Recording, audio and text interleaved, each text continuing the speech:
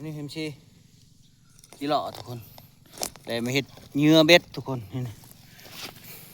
โอ้ยหากินแบบธรรมชาติทุกคน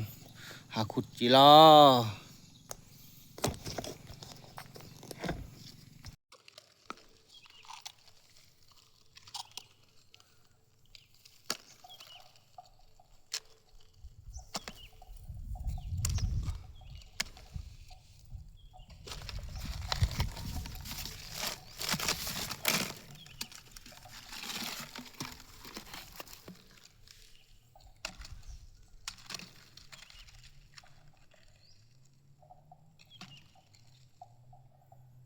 เนื้ออร่อยจีหล่อทุกคน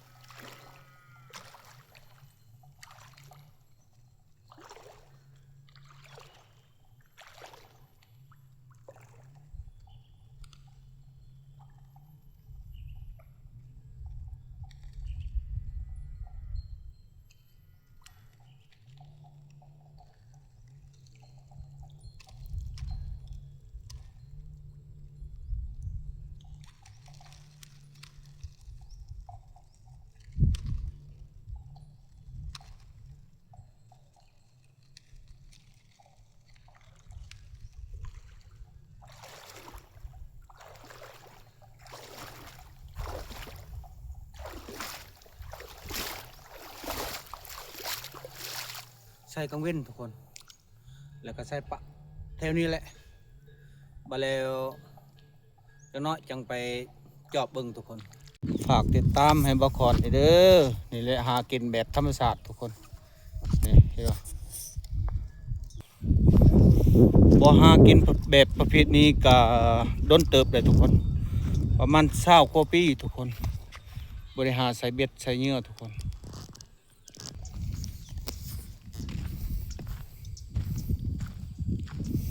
ม้วนอยู่ได้ทุกคนและธรรมศาสตร์หนองร่วมทีโน้นไส้ทุกคน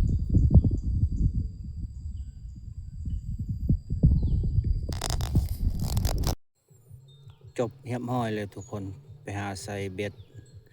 แล้วเอาเหยื่อจิรอทุกคนแล้วก็13ลังทุกคน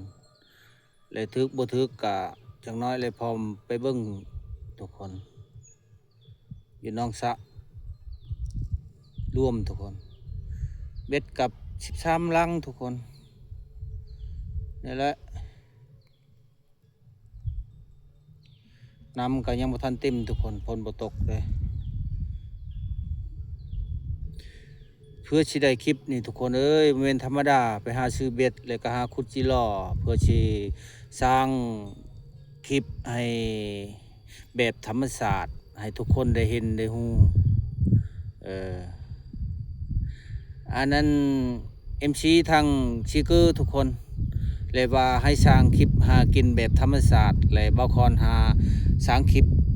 ธรรมศาสตร์เลยทุกคนและคลิปตัวนี้แล้วก็ฝากทางชิเกอร์เลยให้ขอกดไลค์กดแชร์เพิ่นอยากเห็นคลิปธรรมศาสตร์หากินทุกคน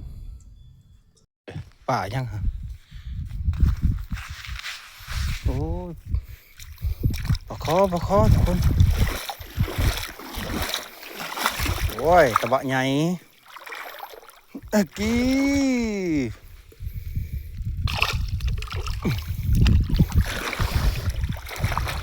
ทำนี้ก็ทุกคนโอ้ยจะเบิ่งเป็ดปักใหญ่ๆบัดป่าตัวน้อยเลย